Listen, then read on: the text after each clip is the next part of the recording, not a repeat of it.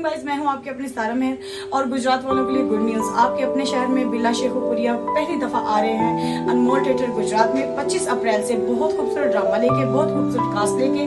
जी हाँ, सदके जनाते आइएगा, देखिएगा जरूर, अपने दोस्तों को बुलाएं। आप भी अस्सलाम वालेकुम नाज़रीन, मैं हूं आपकी पायल चौधरी और मैं लेके आई आपके लिए बहुत बड़ी गुड न्यूज। आपके शहर गुजरात में अनमोल थिएटर में आ रहा है बिल्ला शेखुपुरिया। फर्स्ट टाइम आ रहा है तो उसको लाइक कीजिएगा और देखना, ड्रामा ना भूलिएगा। ड्रामे का नाम है सदके जनाब, बिल्ला शेखुपुरिया, देखना ना भूलिएगा।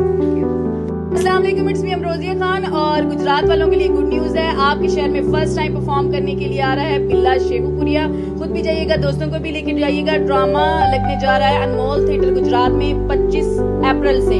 ड्रामे का नाम है सदके जनाब दे और प्रोडक्शन है